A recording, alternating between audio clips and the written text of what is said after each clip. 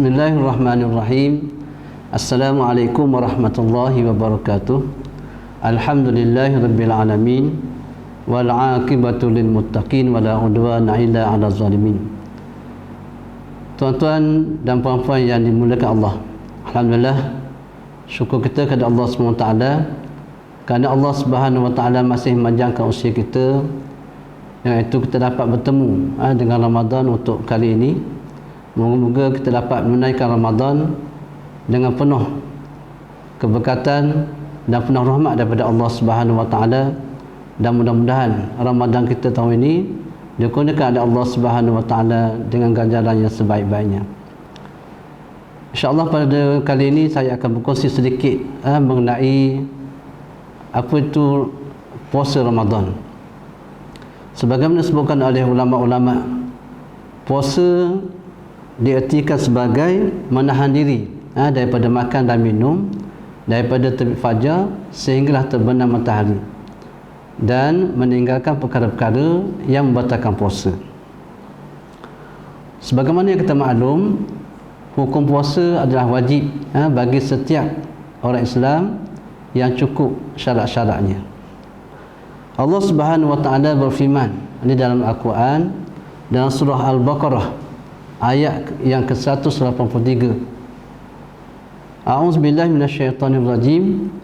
Ya ayyuhallazina amanu kutiba alaikumusiyam kama kutiba alal ladzina min qablikum la'allakum tattaqun.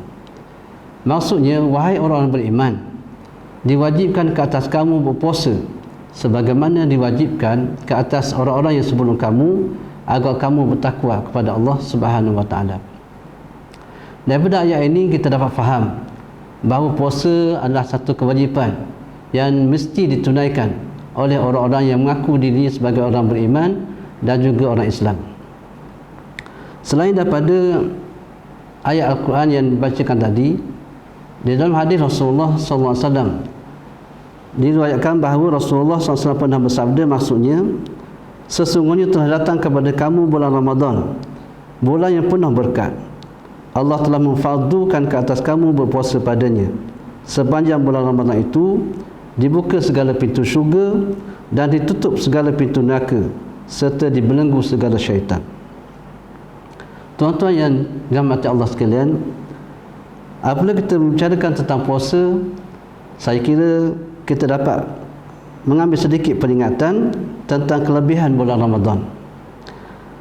Di antara kelebihan-kelebihan bulan Ramadan yang dapat saya kongsikan di sini, iaitu antaranya ialah bulan Ramadan adalah bulan yang penuh dengan keberkatan, di mana Allah Subhanahu Wa Taala telah menjelaskan di dalam Al-Quran, iaitu dalam surah Al-Qadr.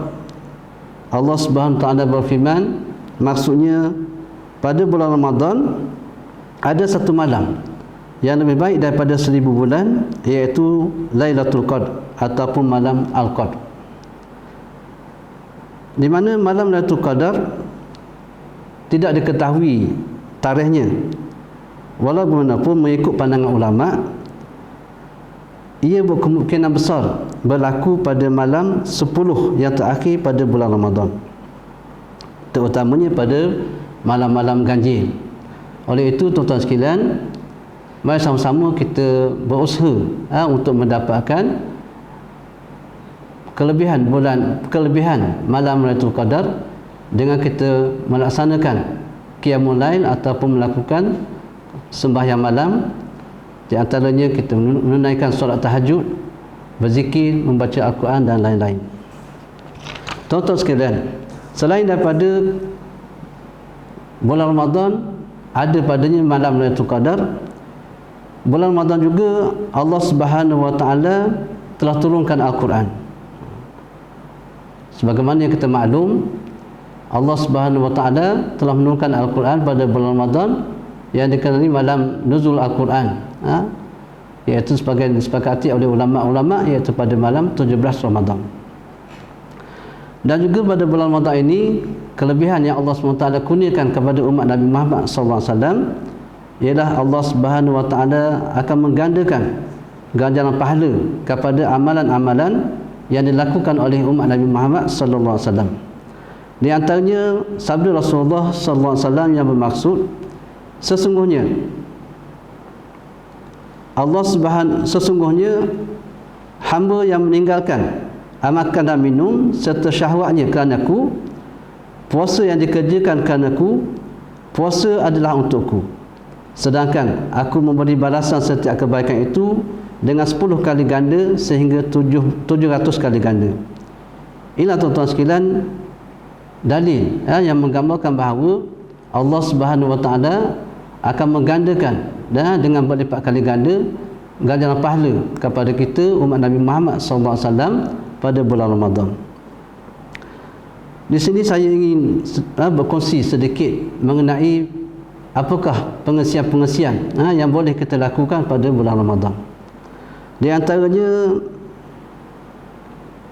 sebagaimana yang kita maklum, pada bulan Ramadan inilah kita telah disunatkan untuk melakukan solat-solat tarawih.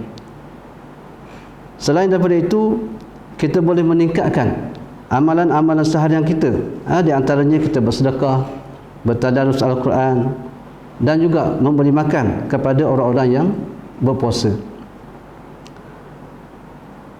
Dan pada bulan Ramadan juga, di antara amalan yang boleh kita lakukan, dan sudah tentulah sebagaimana kita maklum, ia merupakan satu kewajipan kepada kita, iaitu untuk menaikkan zakat fitrah.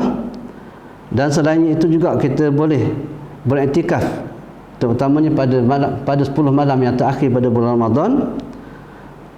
Dan juga kita bersederhana dalam berbelanja, makan dan minum, dan juga kita menjaga diri kita dari panca indera kita daripada melakukan perkara-perkara maksiat. Tuan-tuan sekalian, moga-moga apa yang saya sampaikan sedikit ini untuk perkongsian pada kali ini boleh memberi manfaat kepada kita semua. Wallahu a'lam. Wassalamualaikum warahmatullahi wabarakatuh.